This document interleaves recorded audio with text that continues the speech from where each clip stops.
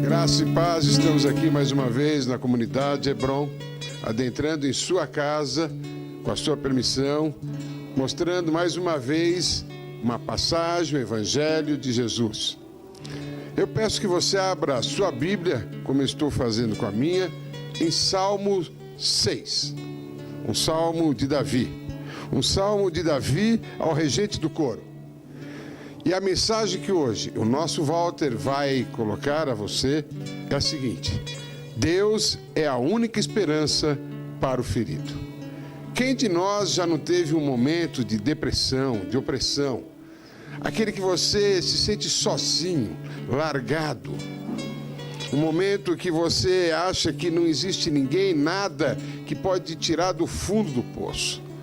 Quem de nós, meu irmão, minha irmã, não passou por isso? Mesmo aqueles que crendo em Deus. Eu me lembro de uma passagem bíblica de Elias, um homem que particularmente falava com Deus, agiu poderosamente contra uma feiticeira, mas no momento que ele se sentiu oprimido, fugiu. Foi para o deserto e ficou na sua depressão, até que Deus agiu poderosamente na vida dele. Quem de nós não tem um momento desse? Deus permite que o homem experimente essas fraquezas, porque elas são como imã para ele, atrai diretamente ele, e ele usa do seu poder, do seu coração, para ministrar sobre essa pessoa. Acompanhe então agora essa ministração vinda do nosso pastor Walter, sendo usado poderosamente pelo Espírito Santo mais uma vez aqui na comunidade Hebron. E que você que queira participar de nossas reuniões, venha até aqui, ao lado da estação de trem, em Piqueri. Às terças-feiras, às 20 horas e domingo, às 18 horas. Estaremos aqui de braços abertos, esperando você. Acompanhe agora Walter de Lima Filho, nessa ministração. Deus é a única esperança para o ferido.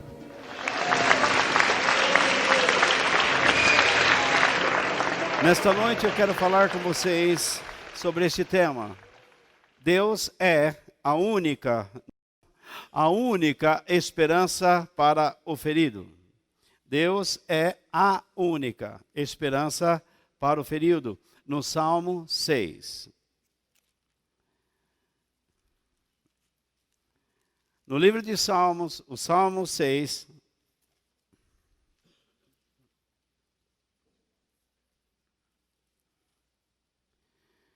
Eu vou ler de acordo com o que nós vamos meditando. Então você deixa a sua Bíblia aberta, por favor, no Salmo 6. Salmo de Davi. Certa vez um pregador estava pregando. Agora vocês podem olhar para mim, depois vocês vão ler a Bíblia, tá ok? Certa vez um pregador estava pregando, imaginem vocês, sobre um orfanato, onde os bebês eram treinados para se virarem sozinhos. Talvez essa ideia é estranha, mas eu vou explicar. Eles tinham que parar de chorar e aprender a viver sem algum cuidador do seu lado, sem uma babá. As crianças eram colocadas em balanços, camas, berços que balançavam. E quando eles choravam, ninguém poderia ir lá e cuidar dessas crianças. Ainda que bebês, eles tinham que aprender a balançar sozinhos, até pegarem no sono. Deus não projetou nenhum bebê para não chorar. Concorda com isso? Ele não projetou o bebê para não chorar, mas ele projetou o bebê para chorar. E projetou os pais para cuidarem dele. Mas esses homens estão invertendo os valores, invertendo a ordem. Eles querem que os bebês não dependam de ninguém. Então, naquele orfanato, aqueles bebês obrigatoriamente são treinados a não esperar a ajuda de ninguém. Eles são treinados ao quê? A dependerem somente de si mesmos. Eu tenho dito a vocês que este mundo explica uma coisa, que no nosso mundo não há lugar para pessoas carentes ou fracas. O mundo não aceita mais isso. Mas não é assim no reino de Deus. Isso é um princípio que está vigorando, é uma filosofia satânica. E vamos falar um pouco mais sobre ela lá na frente. Então, assim como aqueles bebês que não esperam nenhum cuidador, nenhuma ajuda, nenhum ajudador, nenhuma babá.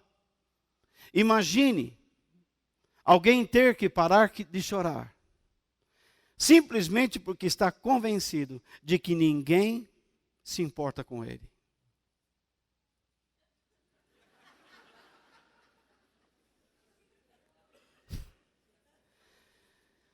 Imagine alguém ter que parar de chorar, convencido de que ninguém se importa com ele. Pessoas assim não choram mais. Perderam o hábito de clamar, de buscar ajuda. E o pior de tudo é que quando as pessoas param de chorar, elas vivem debaixo de esgotamento. E esse esgotamento é uma evidência de que suas emoções estão completamente falidas. Essas pessoas se sentem sozinhas. E se há um terror dentro da alma humana, é a solidão. Se existe alguma coisa que pode matar um ser humano, sem nenhuma causa física ou clínica, é você sentir-se abandonado, rejeitado. Vocês não podem imaginar o número de crianças doentes no mundo e até mortas, porque seus pais e amigos não se importam com elas. Nós poderíamos até dizer quantos casamentos estão falindo, porque dentro daquela casa não existe mais a preocupação de um para com o outro. É uma vida independente. Cada um apertando o seu próprio cinto. Cada um seguindo o seu próprio caminho. Quantas igrejas deixaram de ser igrejas, porque cada um resolve fazer o que quer.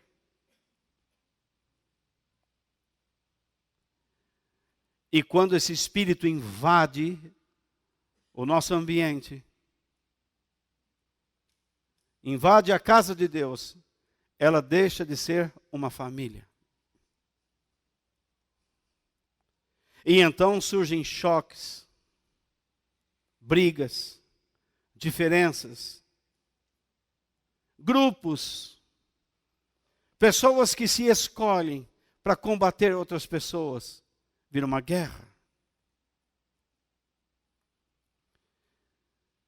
Mas o número de pessoas solitárias vivendo sozinhas por conta própria é crescente em nosso mundo.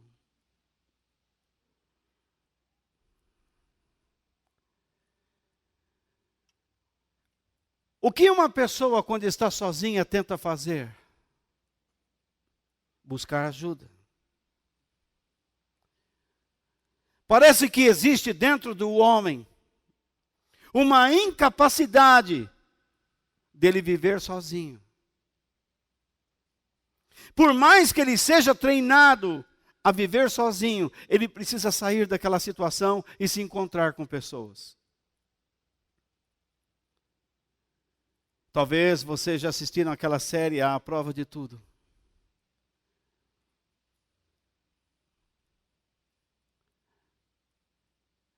Ele é lançado num ambiente hostil. E então ele tem que se virar. Mas você vê como ele precisa encontrar a civilização. Ele vai depois encontrar com alguém, ele se sente aliviado. Porque nós não conseguimos viver sozinhos. Quando Deus criou a igreja, é porque nós precisamos pertencer a uma família e não frequentar. Porque quem frequenta vive sozinho. Quem pertence, não.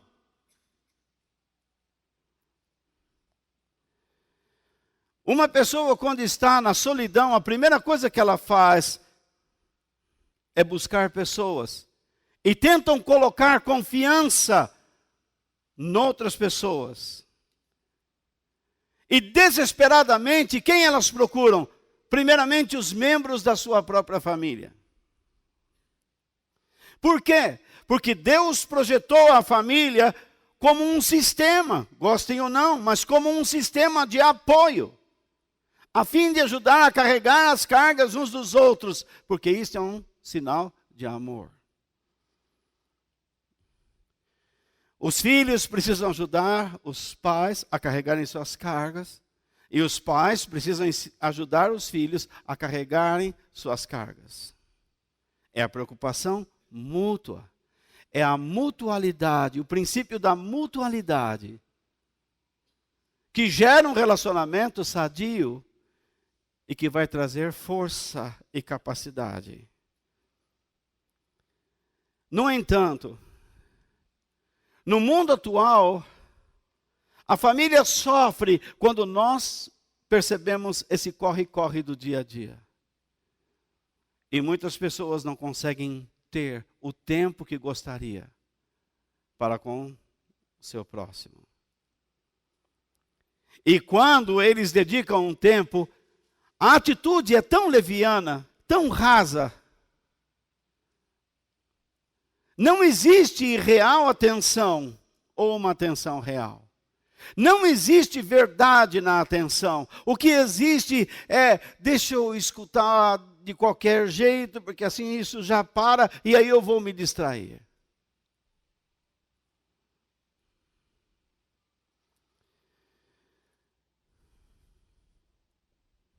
As nossas conversas, confesso, são fúteis, isto quando existe, são vazias, não levam a nada.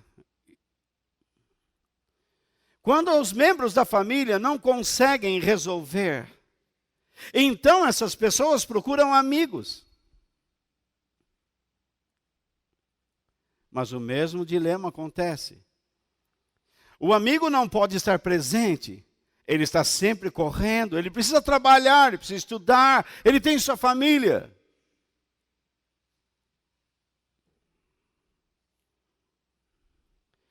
E além do mais, toda pessoa, ela é limitada.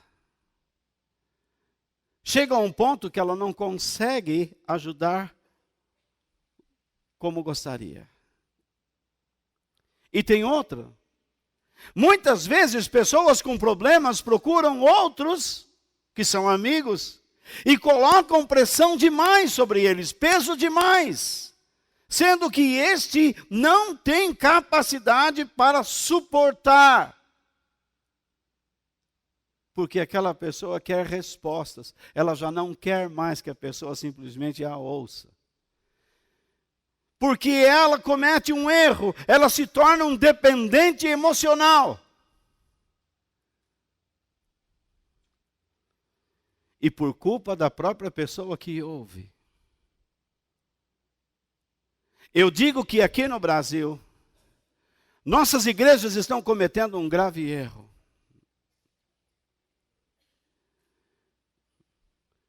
Algumas igrejas pregam só terapia. E não a palavra de Deus. Outras igrejas pregam apenas positivismo e não a palavra de Deus. E elas convergem, ambas ideias convergem em um ponto: autoajuda.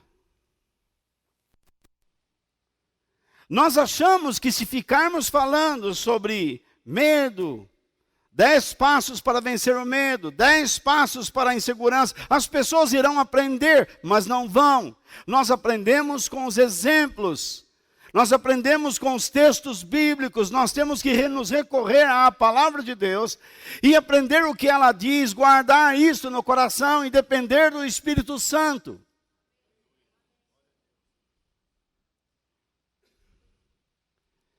A igreja não é um lugar de terapia. É um lugar que defende a verdade de Deus.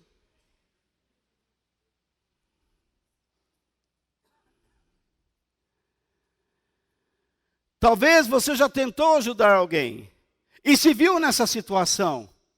A pessoa te incomodou, não para mais, toda hora, ela vai em cima de você. Quando ela tem um problema com alguém, ela não sai do teu pé, ela fica falando aquele assunto. E se você não é sábio, você está gerando um elemento estranho. Você está alimentando uma pessoa de modo negativo, ela está se transformando uma dependente de você. Ela não pode ver que ela cria um assunto para falar com você.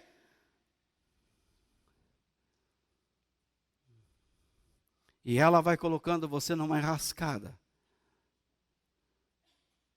O que você tem que dizer àquela pessoa é a verdade. Você tem que mostrar para aquela pessoa o que a palavra de Deus diz.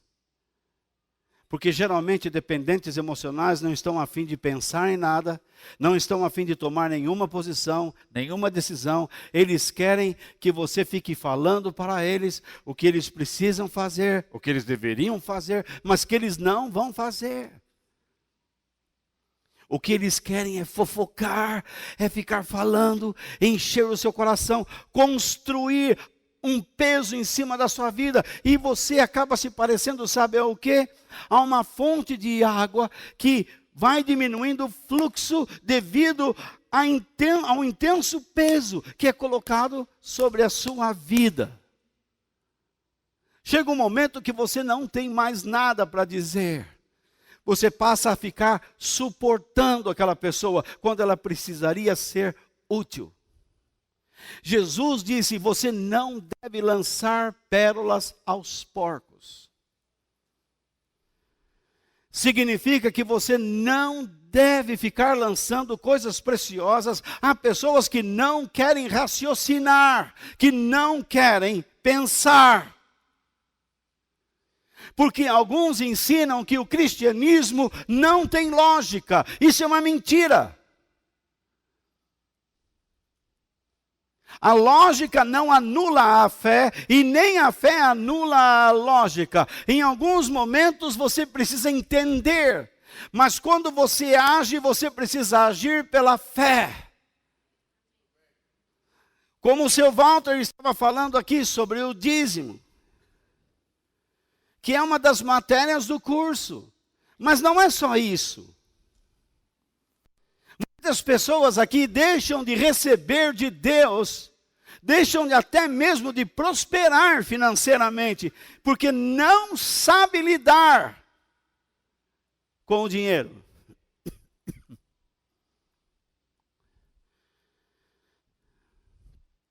Eu estava ontem com um casal de americanos.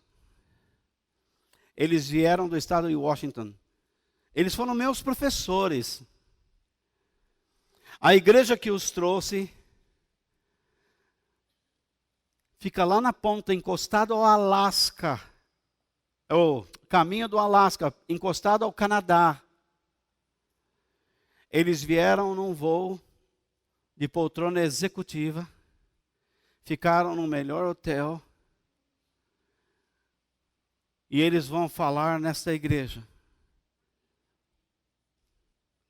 Algumas pessoas dizem amém, mas outras pessoas, sabe o que vão dizer?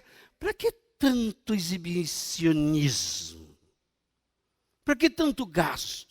é a mesquinhez. Quando você não é capaz de fazer o melhor pelos outros, você só pensa em si mesmo, porque você é egoísta. E isso acaba com a tua vida. Isso destrói você. Você nunca será uma pessoa abençoada enquanto você não vencer a sua mesquinhez.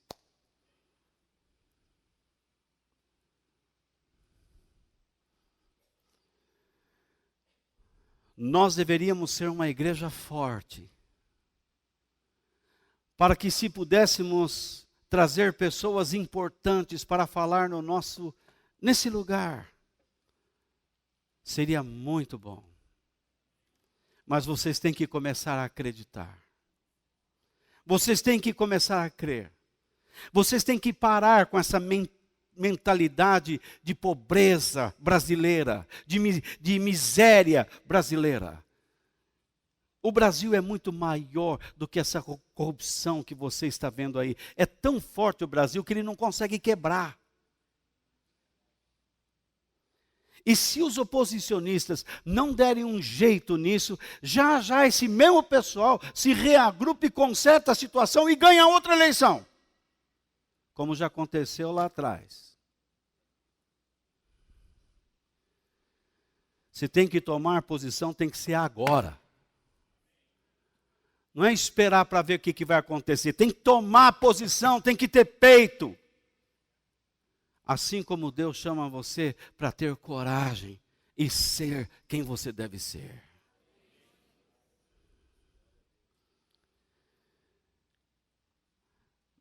Mas o apóstolo Paulo ensina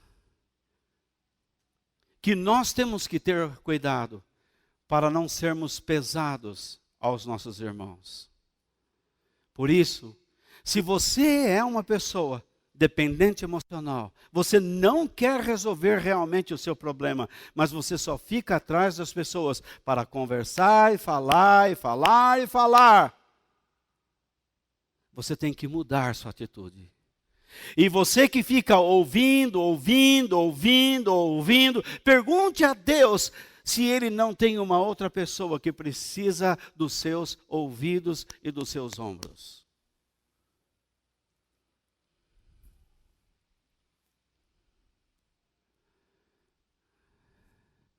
Você vai acabar com a sua vida e vai destruir outra vida. Tudo o que eu estou falando aqui é uma introdução.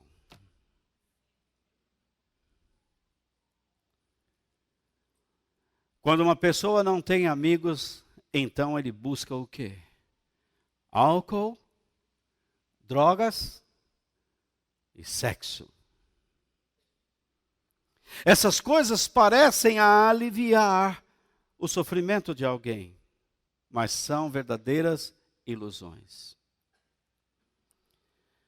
O álcool ajuda a esquecer temporariamente alguns problemas, mas depois volta e traz consigo dores de cabeça, enjoos, porque atacou o fígado. As drogas levam as pessoas para cima. Claro que levam. E elas acreditam estarem se libertando de alguma coisa tão baixa. Mas isso também é temporário. E o sexo?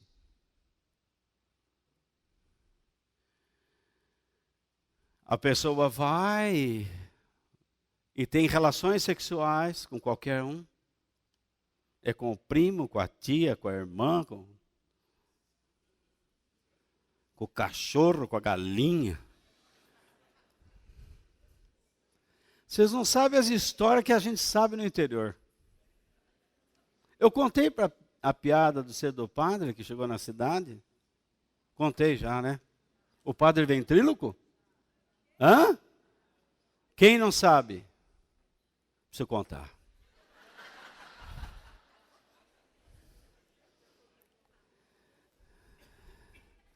Lá numa aldeia do interior, a turma falou assim, ó menino, está chegando o padre novo na cidade. E você, Salvador, vai lá buscar o homem, pega a carroça e vai levar. Ah, não, eu não vou não. Vai sim. Você trabalha aqui ou não trabalha? Trabalha. Então vai lá. Não, mas eu quero ir lá cuidar das cabritas. Hoje não. Hoje você não vai cuidar dos cabritos, nem das cabritas. Você vai buscar o padre novo que está chegando. Tá bom. Ele foi lá brabo com a carroça. E lá vem o trem, fumaçando. E chega na estação. E desce o padre com aquela roupa preta, aquele calor danado. E ele com aquela malinha. E o moleque segurando a égua pelo cabresto. A égua chamava Estrela.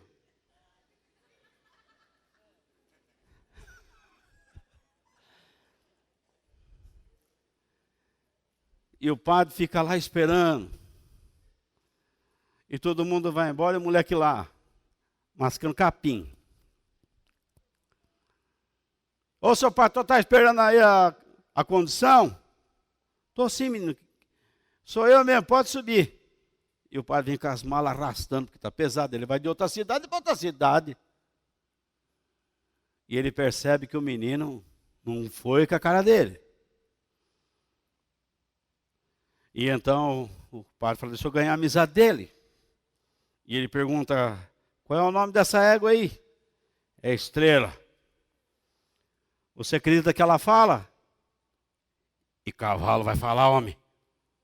E égua fala? Fala, sim, senhor. Ô, dona Estrela, tudo bom? Tudo bem, seu padre. Ele era ventríloco. Tudo bem, seu padre. Como é que está o senhor? E ele foi enganando o menino. E o menino olhava para a égua.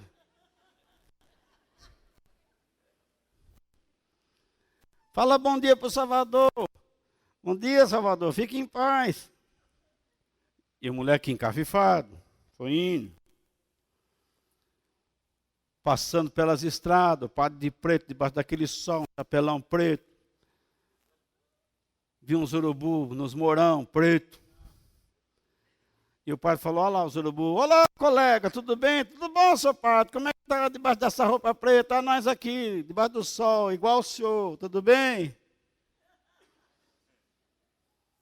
E o moleque fala, mas não é que os urubu estão falando mesmo, seu padre? E chega ali, e vê os boi, e vê as vacas, os novilhos, os potrinhos, os cavalos. Olha lá, Salvador, a bicharada. Ô, dona vaca, tudo bem? Ô, seu pô, tudo bem? Como é que vai o senhor? Ô, seu boi, tudo bom? Tudo bom.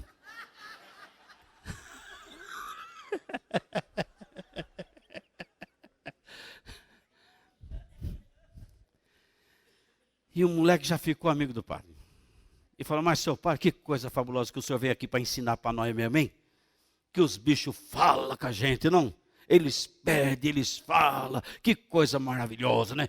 E vai chegando perto da casa, e aí o padre, olha, está vendo aquele bando de cabrito, vou falar com eles. E o Salvador fala, só pode conversar, mas não acredita em tudo que eles vão falar, não. Hein?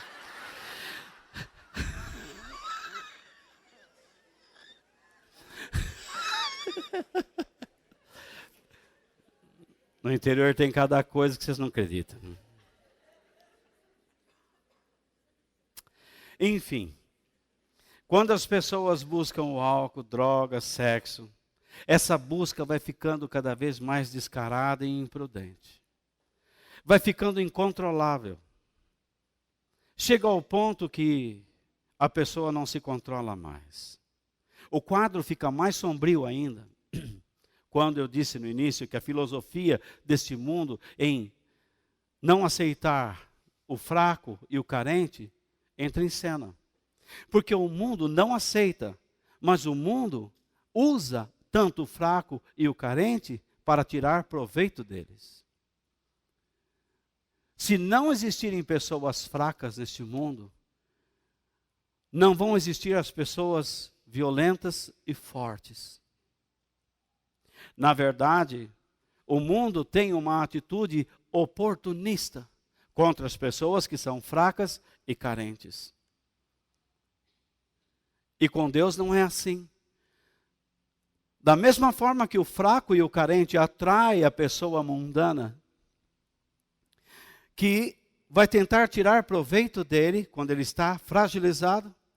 Deus não é assim. Deus quer fortalecer e ajudar essa pessoa. Eu não sei qual é a sua situação, mas eu acredito que há pessoas aqui em nosso meio que estão fragilizadas nesse momento, que estão passando por um momento difícil.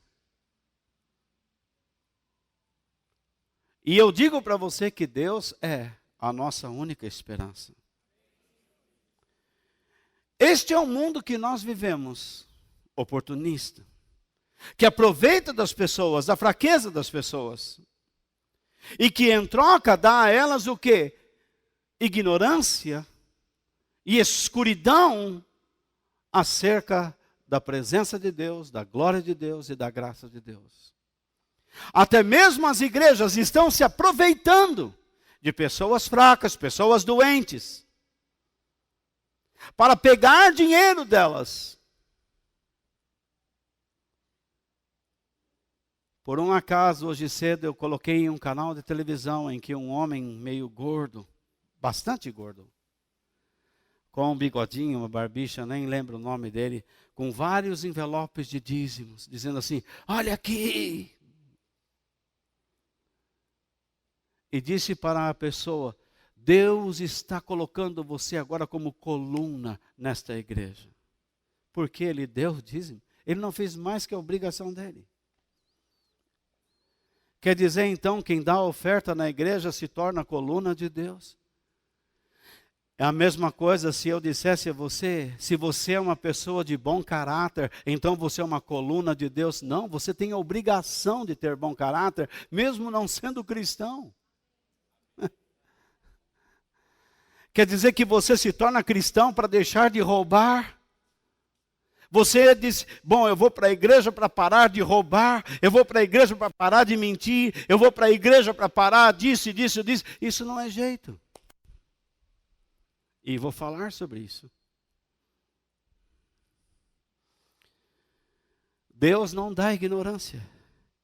Deus revela a si mesmo e nós devemos dar graças a Deus porque Ele enviou seu Filho para nos tirar dessa ignorância que eu vivia e que muitos aqui estavam metidos.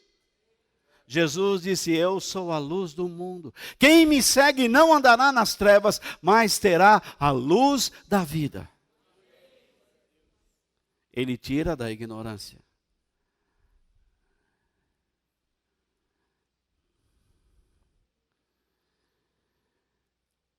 Se o mundo é atraído pela fraqueza, para tirar proveito das pessoas, Deus permite que as pessoas se fragilizem por causa de suas escolhas. E Deus permite, como nós temos dito ao longo de algumas semanas, e especialmente a semana passada, Deus, quando cria o mal, não significa que ele é mau. Ele gera um sistema em que nós somos punidos. E mais que isso, cresce dentro de cada um de nós um sentimento de culpa.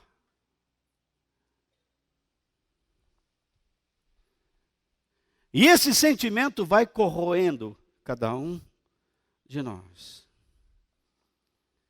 Deus permite que nós passemos por situações de adversidades. Porque isto é como um imã, entende? Um imã para Ele. Vou explicar melhor. Dentro da igreja existe um ditado.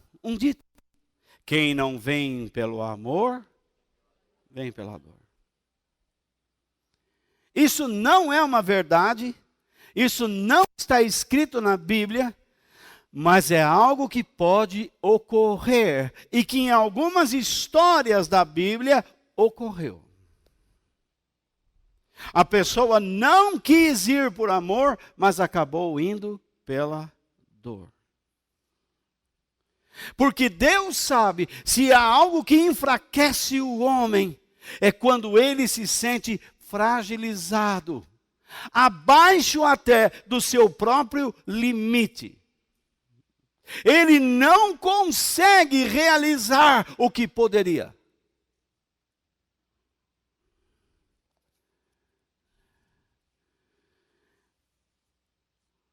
Na verdade, a culpa está destruindo essa pessoa. E ele não percebe. O homem se sente fragilizado e passa a buscar muitas soluções e todas elas são temporárias. E só existe uma que é eterna. É Deus. Mas isso o mundo quer mascarar. E até mesmo a própria igreja. Quando uma igreja se torna a solução para a sua vida, meu irmão, você também está deixando Deus de lado.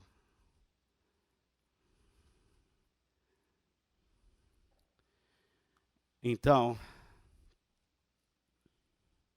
o homem passa a ser punido. Porque a disciplina é necessária. Não basta simplesmente jogar a pessoa ou permitir o sofrimento sobre a pessoa sem disciplina. Disciplina significa orientar. Dizer como a pessoa tem que agir em uma determinada situação. Vocês estão comigo?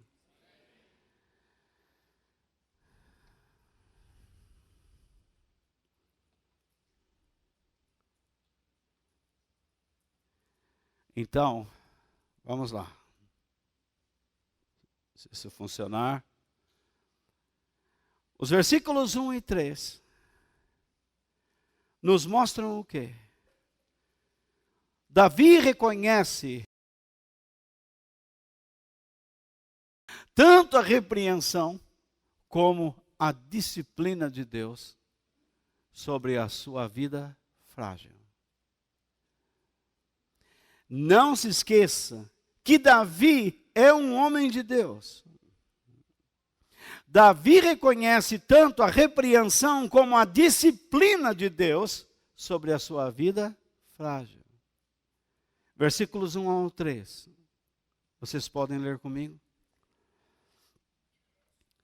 Ó Senhor Deus, não me repreendas quando estiveres irado. Não me castigues no teu furor. Tem compaixão de mim, pois me sinto fraco. Dá-me saúde, pois o meu corpo está abatido. E a minha alma está muito aflita, ó Deus. Quando virás para me curar? Davi está simplesmente definhando, se acabando.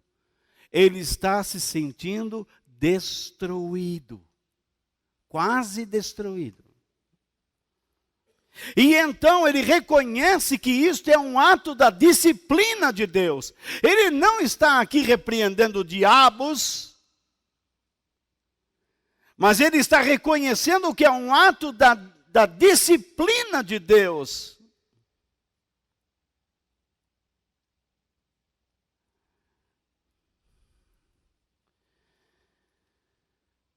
E ele precisa da esperança divina. Ele precisa da misericórdia divina.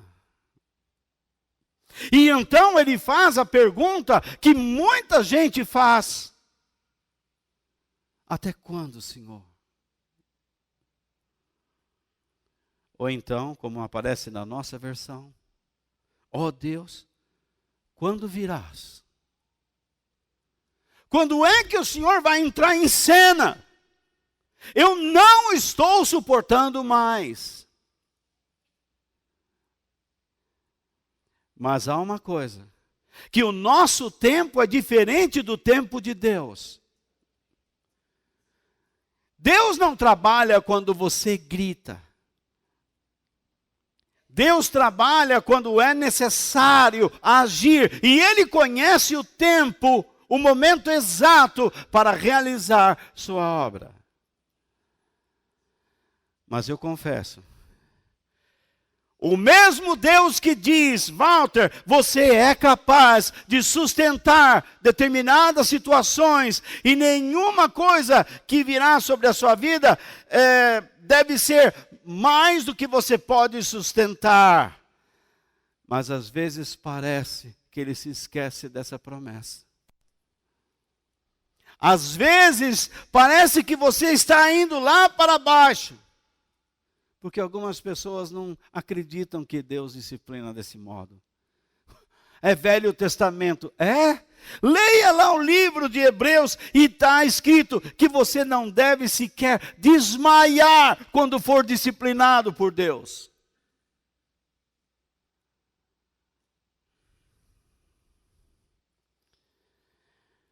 O problema é que Davi não sabe por quanto tempo ele vai se manter em pé.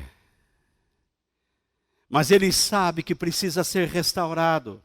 Ele sabe que o seu problema é um problema de culpa. Porque ele está usando certos termos, repreensão, castigo. Significa que Deus está apertando os parafusos na vida dele.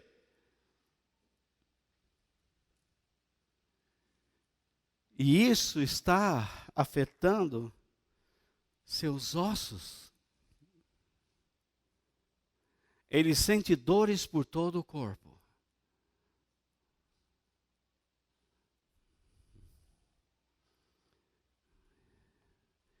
Então, Davi pede para que Deus use de misericórdia. E ele lhe explica as razões. Esse L não deveria ser maiúsculo, porque se refere a Davi. Nos versículos 4 e 5, por favor, na Bíblia, ele diz: vem salvar a minha vida, ó Senhor Deus, por causa do teu amor, livra-me da morte, pois no mundo dos mortos não és lembrado, e lá ninguém pode te louvar. Davi está com medo de morrer? Claro que não. Mas não se esqueça que Davi é um salmista. Ele toca harpa, ele compõe hinos, ele compõe poesias. E então ele está dizendo: Senhor, se eu morrer, ainda que seja pela ação dos meus inimigos, como eu vou voltar a escrever canções para o Senhor? Como as pessoas vão cantar as poesias que eu escrevo?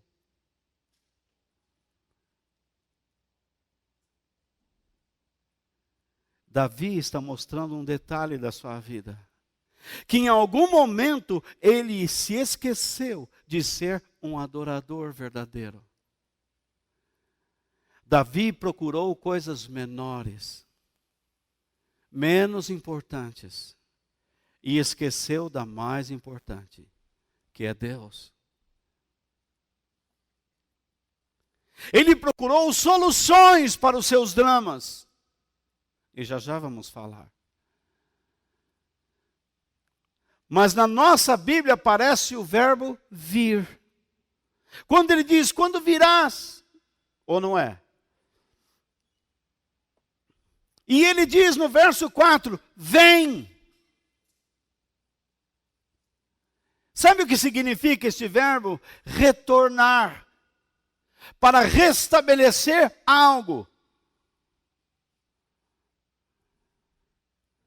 A ideia passada por Davi é: Deus, não se mantenha afastado de mim.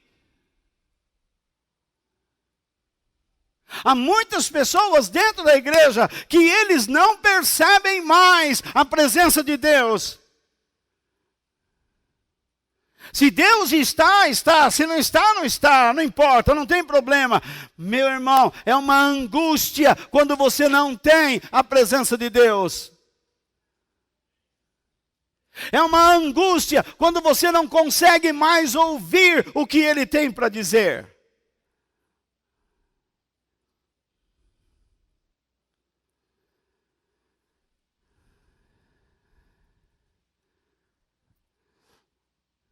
Você imagine alguns discípulos de Jesus.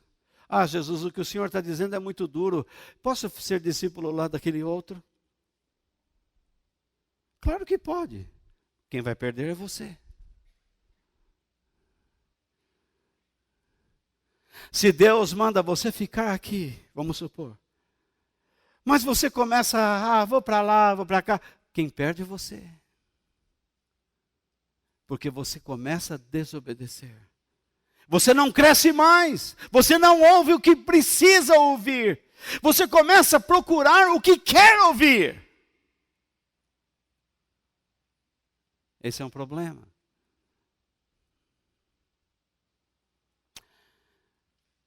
A palavra de Deus diz que nos últimos dias as pessoas teriam como que coceira nos ouvidos. E elas iriam em busca de pessoas que falassem o que elas querem ouvir. Davi está dizendo, está bem, Senhor. O Senhor me colocou para baixo. Eu reconheço isso. O Senhor me empurrou lá para baixo. Eu sei que estou errado, que eu pequei, eu falhei, e o Senhor me empurrou lá para baixo. E eu aceito esta ação da tua parte. Mas, por favor, tem misericórdia de mim. Levanta a minha vida, perdoa-me e restaura o meu ser. Não me mate, porque eu quero viver para o louvor da tua glória. É isso que ele está dizendo. Ele não está dizendo simplesmente, Deus, resolva o meu problema.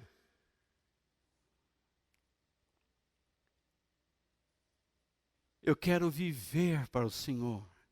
E se o Senhor me mandar para o mundo dos mortos, eu não vou ter esta oportunidade para lhe provar isto. As pessoas não irão cantar todas as músicas que eu vou compor para ti.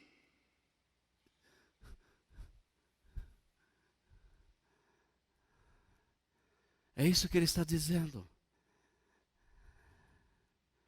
Davi aprendeu uma verdade profunda.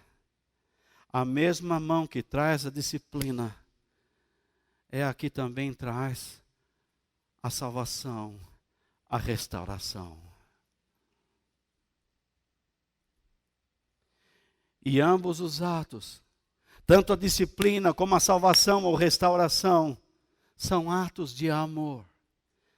Quando Deus está nos disciplinando, a pior coisa que nós podemos pensar é que Deus nos abandonou, que Deus não é justo, que Ele é malvado, que Ele é malevolente, que Ele...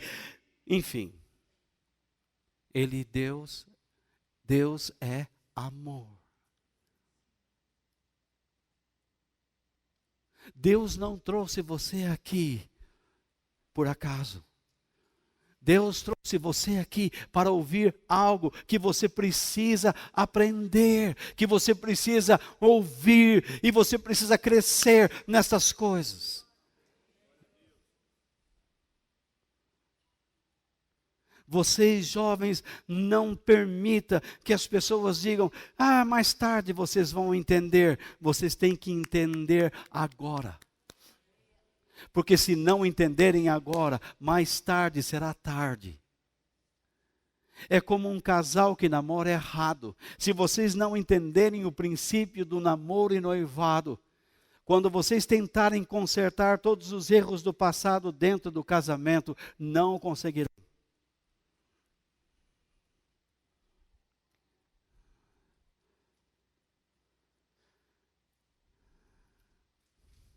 Vai ser necessário muita humildade.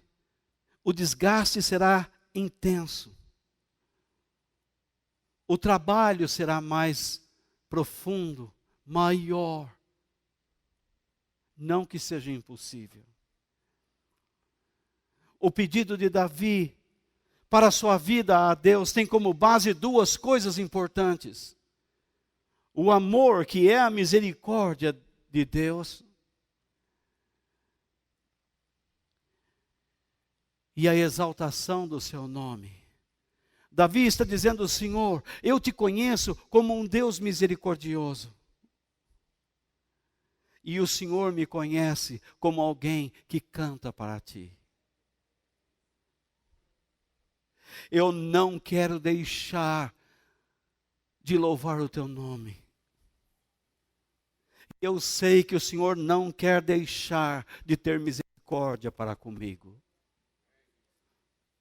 Se você errou, se você cometeu erros, se você está longe de Deus e não percebe mais a sua presença, Deus, Ele quer ter misericórdia da sua vida. Mas o que Deus espera de você é que você seja um homem ou uma mulher que viva para a glória dEle. Quando você tem que perdoar alguém, você tem que raciocinar. O que vai glorificar a Deus? Eu conservar o ódio ou perdoar? Se você conserva o ódio, a mágoa, o rancor, isso engrandece a Deus? E aquilo que não engrandece a Deus, não fará bem a você mesmo.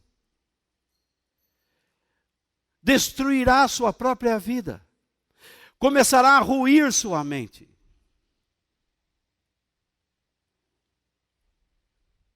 Se você está debaixo de uma autoridade, Deus o coloca ali para o quê? Para que você aprenda a obedecer. O que agrada a Deus? Reclamar da autoridade ou obedecer? Mas isto impede que você dê conselhos à autoridade? Não. O que a autoridade deve fazer quando ouve conselhos?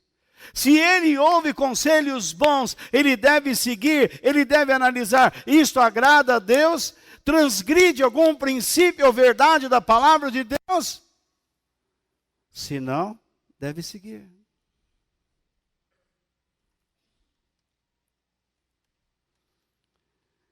E vamos aprofundando nos nossos pensamentos. Vocês estão ainda comigo ou está chato? Davi sabe que não merece nada da parte de Deus.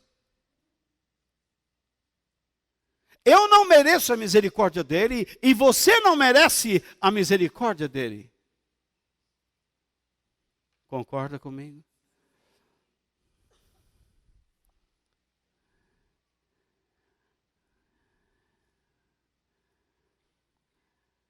Mas Davi sabia do seu zelo.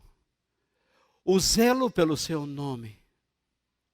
Como é que Jesus nos ensina a orar? A primeira frase: Pai nosso que estás nos céus, santificado seja o vosso nome. Isso significa o quê? Que quando você vai orar, você tem que orar para a glória de Deus e não para os seus interesses. Quando você começa a orar somente pelos seus interesses, sua oração não dura 2 minutos. Porque em 2 minutos você já acabou de pedir tudo o que quer. E não está se importando com aquele que está te ouvindo. E nem sabe quem é ele. Jesus ensina a todos nós que Deus deve ser exaltado. As razões de Davi são essas. Deus, não me destrua, porque eu sei que tu és um Deus de misericórdia. Eu não mereço. Não me leve à morte, porque lá eu não poderei escrever e não poderei mostrar às pessoas que estou restaurado.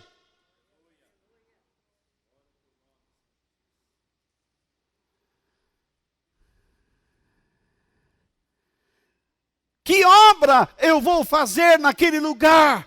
Para que as pessoas possam olhar para mim e glorificar o teu nome. Que canção eu vou escrever naquele lugar que as pessoas cantarão?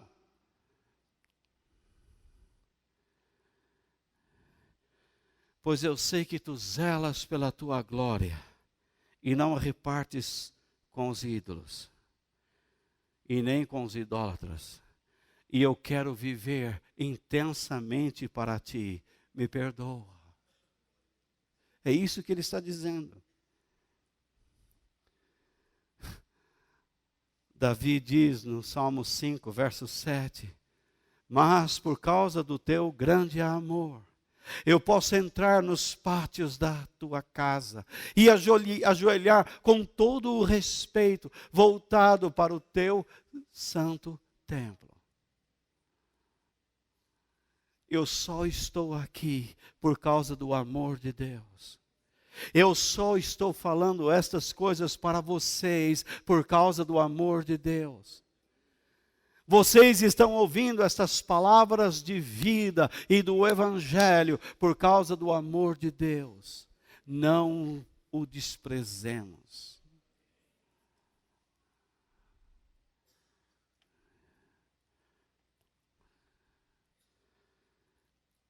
Quando nós nos aprofundamos no termo misericórdia, usado por Davi, porque na nossa versão aparece a palavra amor e noutras misericórdia, mas a expressão é um compromisso de amor devotado e insistente. Quando Deus quer usar de misericórdia, Ele se volta para essa pessoa e insiste. Talvez você esteja debaixo da insistência de Deus.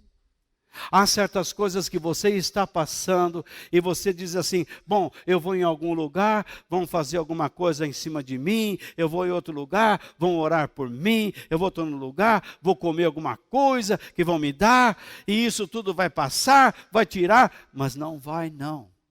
Quando Deus quer alcançar alguém, Ele será insistente. Eu tenho pena de muitas igrejas que ficam dizendo, se você tiver fé, hoje você vai ser liberto. Não é bem assim não. Uma coisa é falar, outra coisa é estar comprometido. Uma coisa é você agir, outra coisa é ser cristão para reagir. Davi quer reagir, tudo que ele fez foi errado. Ele está destruindo a sua vida. Agora ele quer ser restaurado. Ele quer ser um homem abençoado. Então é como se ele dissesse, Senhor, o Senhor se comprometeu a lidar comigo de modo amoroso. Eu estou pedindo que lembre sempre disso. Não se esqueça disso. Quando o Senhor me chamou porque me amou. Eu estava pastoreando igrejas, ovelhas, e o Senhor me chamou. E me deu uma missão. O Senhor fez promessas para mim. Então, eu sei que falhei. Eu sei que mereço ser disciplinado. Mas não te esqueças de todas as promessas que fizestes a mim. Me ajuda a ser a pessoa que o Senhor quer que eu seja. Eu não vou te decepcionar. É isso que ele está dizendo neste salmo. Eu não vou te decepcionar. Eu devo perguntar a mim mesmo, Walter, por que você existe? Você existe para quê? Para ganhar dinheiro? Para sustentar uma família? Para trabalhar? Para ser bem-sucedido? Para dar um bom exemplo moral? Não, eu não existo para estas coisas. Eu existo para glorificar a Deus. Davi cometeu um erro e precisava ser disciplinado, porque ele deixou de glorificar a Deus. Ele precisava agora pedir perdão e buscar a restauração da sua vida. Por quê? Davi está cansado de tanto chorar. Versículos 6 e 7. Nós estamos falando agora da sua tristeza. Olha o que a tristeza faz na vida de uma pessoa. Estou cansado de chorar. Todas as noites a minha cama se molha de lágrimas. e o meu choro encharca o travesseiro por causa dos meus inimigos. Os meus olhos estão inchados de tanto chorar e quase não posso enxergar. O que ele está dizendo?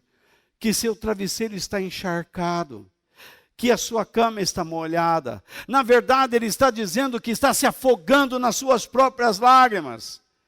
Quando você olha para uma pessoa que chora, você percebe logo a tensão nesta pessoa, que existe tensão nela. Os olhos têm vermelhidão, eles ficam inchados. E a pessoa demonstra a sua tensão, a sua tristeza. Davi está por um fio. O fato de Davi dizer que ele está triste não significa que Deus não sabe, porque Ele é onisciente. Deus está vendo tudo. Mas Ele não pode agir. Ele precisa permitir que este homem fique quebrado até o ponto que ele diz: chega! Se Deus decidir trabalhar na minha vida ou na sua vida, você pode buscar oração em quem você quiser, onde você quiser. Você pode ir aonde quiser e você vai continuar lá embaixo sendo espremido.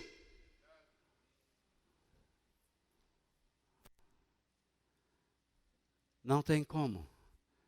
Algumas pessoas não gostam desse evangelho que eu prego, mas ele é verdadeiro. Muitas pessoas estão se iludindo, entrando em campanhas e correntes, dando dinheiro para lá e para cá, tentando comprar Deus. Deus não está à venda. Você não pode comprar a sua bondade, a sua misericórdia, a sua graça. Em momentos de lutas, você tem que aprender a ser muito humilde. E entender que Deus pode usar até mesmo os inimigos para fazer pressão sobre sua vida. Então, Davi toma a decisão de confiar somente em Deus. Versículos 8 ao 10, que é o final. Ele diz: afastem-se de mim, vocês que fazem o mal. O Senhor Deus me ouve quando choro, e Ele me escuta quando peço ajuda, e atende as minhas orações. Os meus inimigos ficarão envergonhados e apavorados. Eles fugirão de repente em completa confusão. O que Davi está dizendo agora: eu sei que Deus me escutou. Eu sei que Ele ouviu minha oração. Vocês, inimigos que sempre me assustaram, agora eu serei a má notícia para vocês. Davi aqui me lembra como aquele garotinho franzino na escola. Eu lembro que os mais fortes chegavam lá quando ele estava andando e chutavam e ele caía. No corredor, quando ele vinha com os livros na mão, alguns chegavam, esbarravam e todos os livros caíam no chão. Quando ele estava comendo o lanche, as pessoas batiam na mão e pisavam no sanduíche com o pé e esmagavam. E ele ficava quieto. Até o dia que ele resolveu falar com o irmão dele. O irmão dele era um camarada de mais de 1,80 m de altura. E um dia ele disse: eu vou resolver essa parada. E ele esperou aquelas pessoas que saíram atrás dele chutando. E o irmão parou na frente de todos, cercou e falou: vocês estão importunando o meu irmão? Quando eles olharam para cima, vocês já sabem o que aconteceu, não é? O grandão então começou a bater nos outros que eram pequenos. E ele disse: se eu souber que vocês importunam meu irmão novamente, eu vou ter outra conversa com vocês e não tenho medo de seus pais. O que Davi está dizendo para os seus inimigos é o seguinte: até agora vocês me atormentaram, vocês até se excederam, vocês passaram dos limites. Mas o meu Deus é o meu grandão, é o meu campeão. Eu não posso com vocês, mas Ele está esperando vocês lá na saída.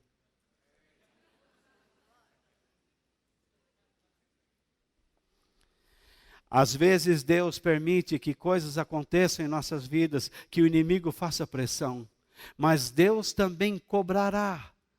Se a pessoa gostar de fazer pressão e se exceder, Deus vai tratar com ele também de forma muito clara. Prestem atenção.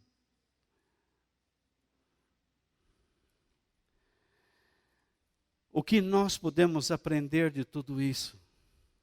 Primeira coisa, não escolha algo que seja menor do que Deus.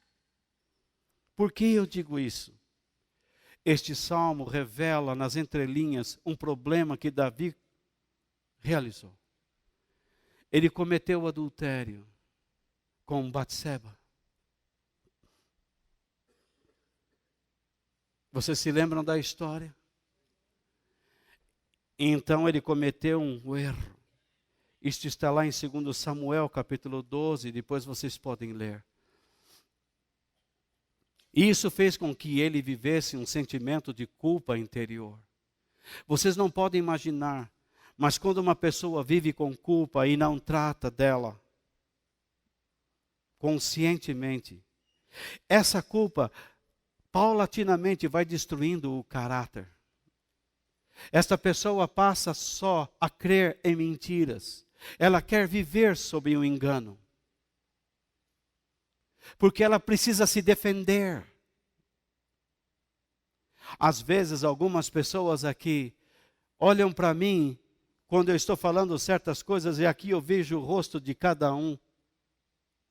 Algumas pessoas olham para mim e às vezes fazem até bico. Eu percebo quando fazem assim. Eu vejo. Mas eu não estou com raiva de você. Eu fico feliz que a palavra de Deus está te acertando. Eu sei que a palavra de Deus é como uma espada. Ela entra, ela fere, ela abre a gente. E eu sei que é difícil.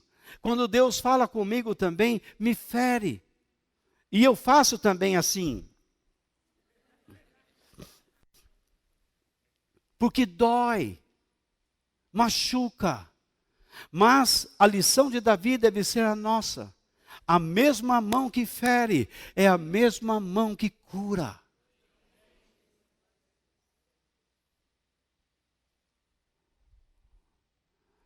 Davi escolheu o caminho do erro. Mais tarde, seu filho Absalão começou a persegui-lo, tentando até matá-lo. O filho tentando matar o pai. Olha a desgraça que está acontecendo.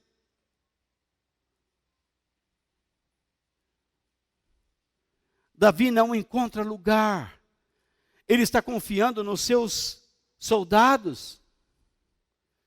Mas o exército de Absalão agora é maior.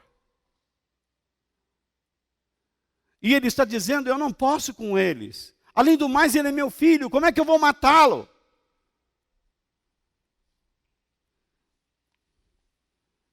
Olha a situação em que ele se meteu. Quando você começa a sair fora dos planos de Deus para a sua vida, você começa a afundar cada vez mais. E Deus vai dando corda. Porque não é que ele não queira parar. Ele tem poder para parar a corda, para segurar? Claro que tem. Mas ele não vai fazer isso. Porque você precisa escolher. Você precisa tomar decisões.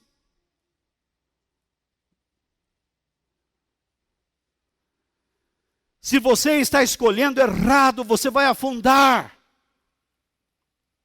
E a Bíblia fala, onde estão os teus inimigos, onde estão os teus amigos agora? Porque quando você estiver lá embaixo, você vai perceber claramente como a filosofia deste mundo funciona. Ninguém vai procurar você.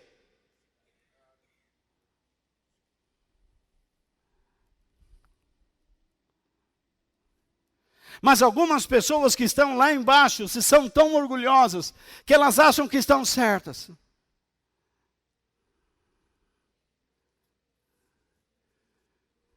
Mas de repente, você vai perceber que seus inimigos estão dentro da sua própria casa, dentro da sua própria parentela.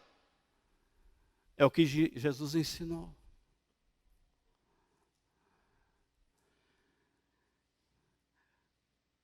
Lá embaixo você começa a procurar sua família, é pai, é mãe, é o filho, é a filha, como se fossem as soluções. E Jesus disse, aquele que amar mais sua mãe, seu pai, sua filha, seu filho, sua esposa, do que a mim, não é digno de mim. Não adianta tentar arrumar pessoas para muletas. O que Deus está dizendo é que você precisa tomar uma posição, você não pode mais continuar acreditando em uma coisa que não tem futuro, que é temporário.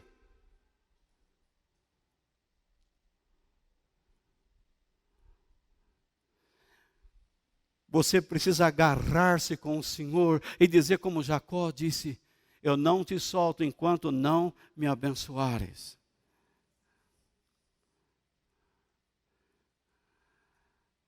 Tudo que o ser humano busca como solução para a sua vida são coisas pequenas, são coisas menores. É o algo menor. Você dizia, quando eu casar, e daí? Casou. Está cada vez pior. Quando eu ter um baby, eu quero mamãe. Adianta, ai, agora não sei, não consigo respirar. Não vejo a hora de ir para a escola. Toda hora você vai ter uma desculpa.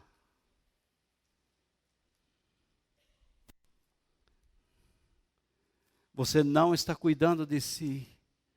Quando uma pessoa não resolve o seu problema de culpa e seu sofrimento interior, quando ele não se resolve com Deus, ele não consegue resolver os problemas dos outros.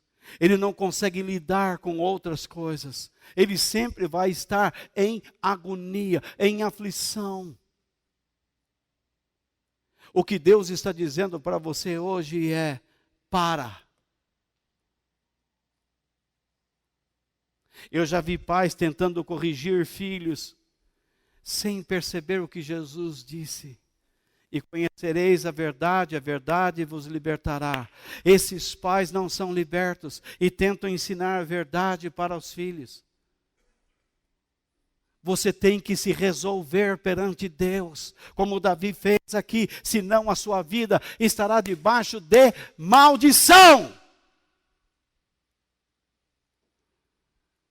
Mas, Walter, maldição não existe. Existe.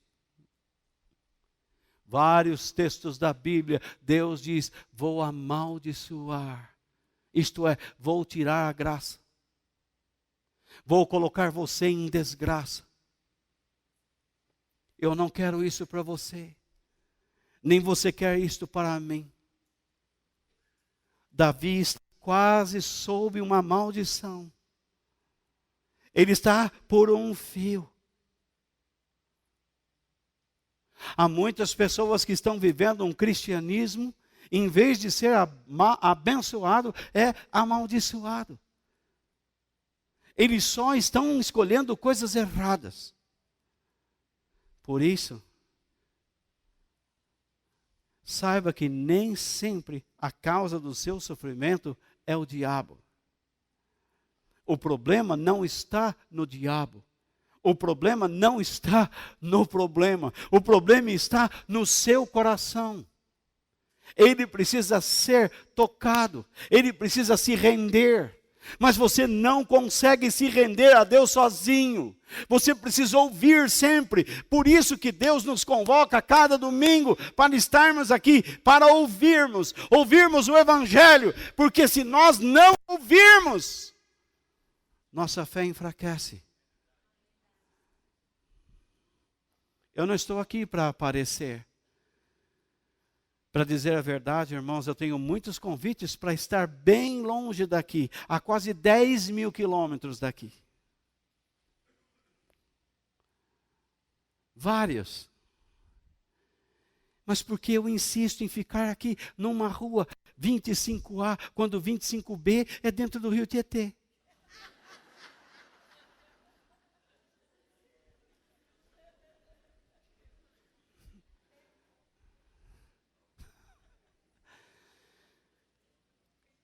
Alguma coisa me diz que pessoas aqui vão mudar. Deus me diz que pessoas aqui serão transformadas. Que você vai aprender a lidar com as coisas de Deus. Eu já fui um pregador. E dos bons até. Hoje eu me coloco para ensinar. Eu já estou ficando velho. Mais 8, 10 anos. Pode ser que um pouco mais. Até eu começar a misturar em nome de Genésio.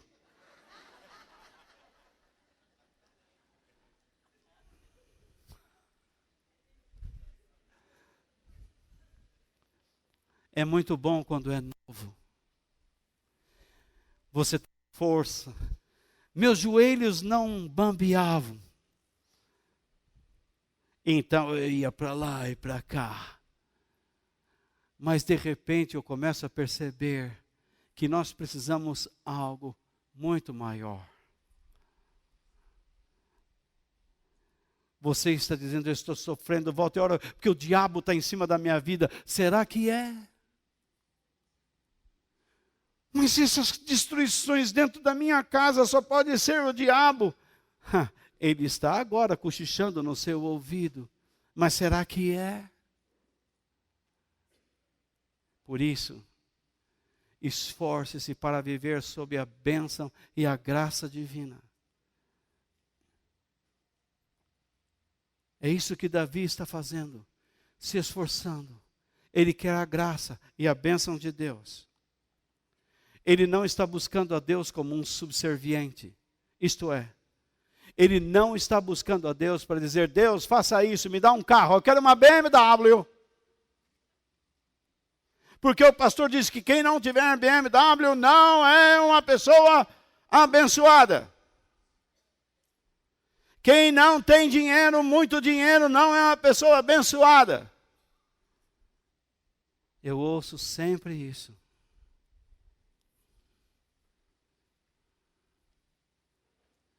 Na igreja é proibido chorar. A Bíblia diz, chora com os que choram.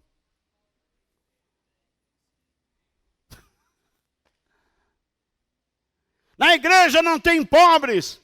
Cuide dos pobres, diz a Bíblia.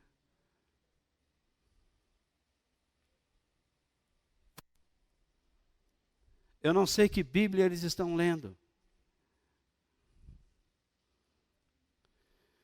Mas Tim Jones, ou era o Chicanísio, o Jim Jones, Tim Jones era o Chicanísio, mas o Jim Jones era aquele camarada que pregava o evangelho, que fugiu lá para Venezuela e matou aquelas pessoas com ele. Que livro ele lia? A Bíblia. E chegou a um ponto que ele então criou uma doutrina e jogou fora a Bíblia.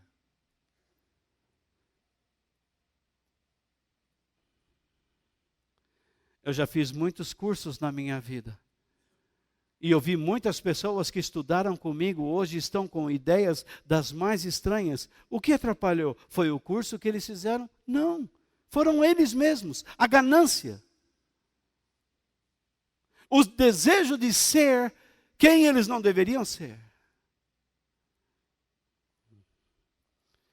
O grande erro de pessoas é buscar soluções onde não existem. E você começa a buscar na igreja a solução para você, e nenhuma solução vai lhe ser dada. A única solução que Deus quer dar a você é transformação. A partir daí, algumas coisas começam a acontecer na sua vida. Jeremias disse o seguinte: o meu povo cometeu 2 pecados. Eles abandonaram a mim, a fonte de água fresca, e cavaram cisternas rachadas, que deixam vazar a água da chuva. Que tipo de gente somos nós? Nós nos apresentamos diante de Deus como se fôssemos poços ou cisternas rachadas. Recebemos de Deus a sua palavra e 5 minutos depois não existe mais nada dentro de nós. Sabe o que Deus diz sobre isso? Vocês estão cometendo um pecado.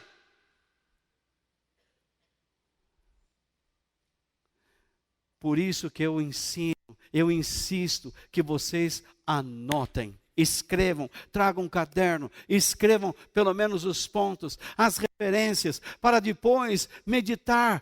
Fiquem atentos ao que Deus fala. Não é para você copiar tudo que aparece aqui, mas algo que Deus lhe fala.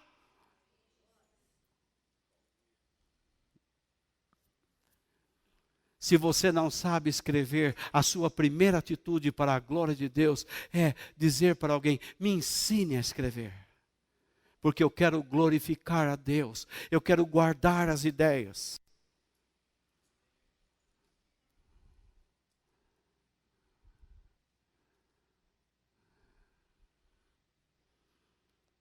É uma maldição, um poço rachado. Um homem sedento, sabe que ali chove muito e chega num poço e não há água. Muitas vidas são uma maldição. Deus dá tanto para ela e ela perde tudo. Foi isso que Davi fez. Deus deu tanto para ele e por causa de uma mulher, por causa de uma paixão desequilibrada, ele perdeu tudo. E agora Deus está punindo. As consequências estão dentro da sua própria casa. E é isso que vai acontecer com todos aqueles que se afastam de Deus, que trocam Deus por coisas menores.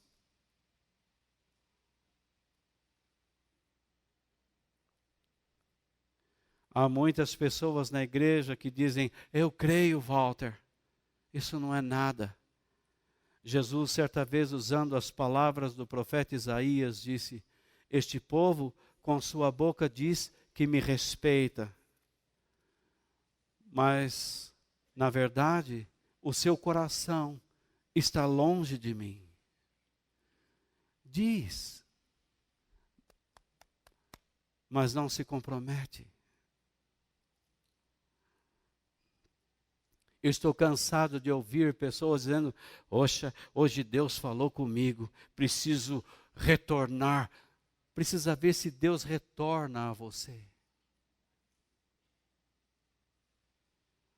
Não pense que você vai encontrar algum método para retornar. Eu já vi gente dizendo assim: sabe, eu preciso ir num retiro, é muito bom, diz que é muito bom. Um retiro, eu vou lá, e então eu vou no culto da fogueira, vou ouvir os estudos, a palavra e volto. Isso é método. Você precisa ser sincero e voltar para Deus no lugar onde você está. Você precisa se voltar para Ele, mudar suas atitudes, se arrepender verdadeiramente. O nosso grande problema é o nosso orgulho e o egoísmo. E quando nós somos adultos, o orgulho e o egoísmo nos impedem de sermos as crianças de Deus. Você não quer mais ser chamado de filhinho de Deus, de criança de Deus. Imagine, eu estudei. A qualquer momento você pode ter uma doença em que cria um delay na sua mente, entre a sua mente e a sua fala. E então esse atraso, você não consegue mais coordenar. Você pode ter um problema motor, você pode ter um problema respiratório, você pode ter um problema do coração. A qualquer momento você pode ter um mal súbito. Jesus, no Getsemane, estava debaixo da pressão da vida, do inferno e dos céus. As mesmas pressões que você sofre, que eu sofro. A vida nos faz pressão, o inferno nos pressiona e o céu também. Mas Jesus escolheu o céu. Ele não foi para a cruz para tomar um gole de sofrimento, mas ele tomou o copo inteiro. Ele sofreu por você e sofreu por mim. Mesmo sendo Deus, ele assumiu a forma de servo e se humilhou. E Deus o honrou. E lhe deu o nome de Senhor. Para que diante dele todo joelho se dobre e toda língua confesse que ele é o Senhor.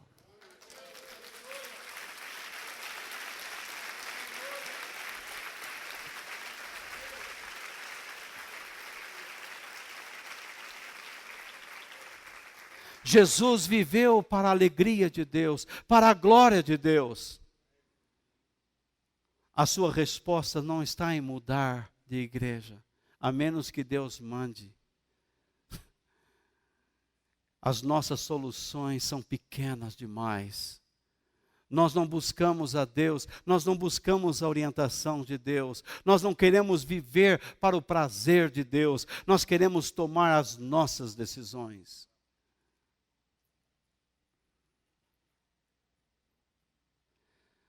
Mas porque Jesus foi humilde e se submeteu a Deus, ele sofreu, morreu, mas ressuscitou. E ele vive. E porque ele vive, eu posso crer no amanhã. E porque ele vive, eu posso viver também. Você pode viver também. Ele não prometeu com a sua morte o luxo ou o aumento das finanças. Mas ele prometeu que se você cresce nele, se eu cresce nele, nós poderíamos viver como ele viveu. E teríamos uma vida honrada por Deus.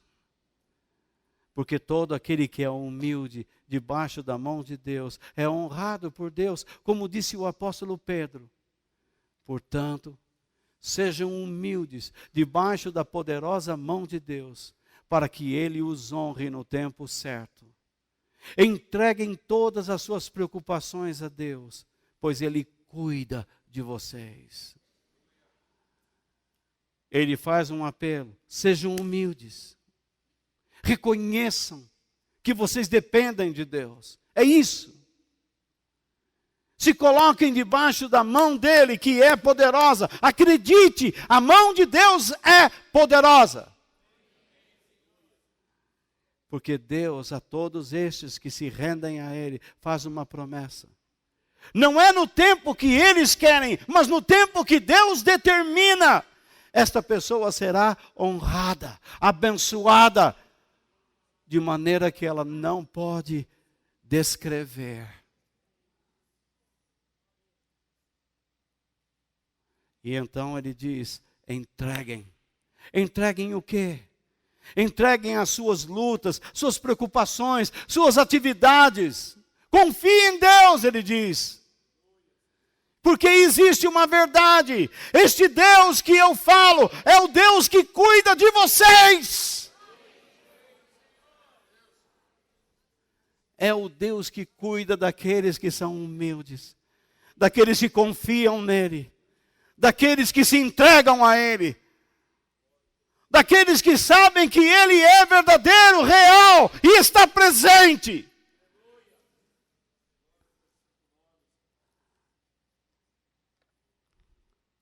Deus sempre cuidará desse tipo de pessoa,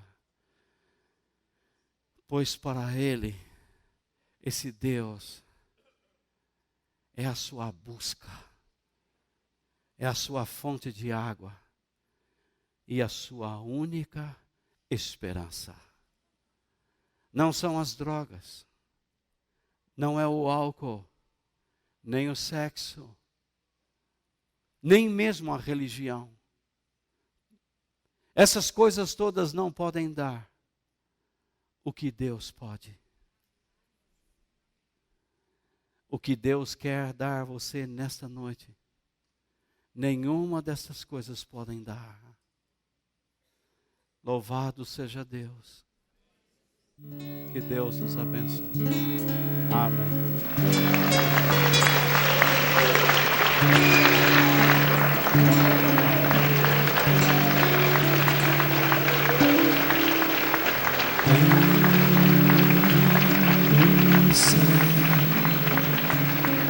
Tenho eu além de ti, e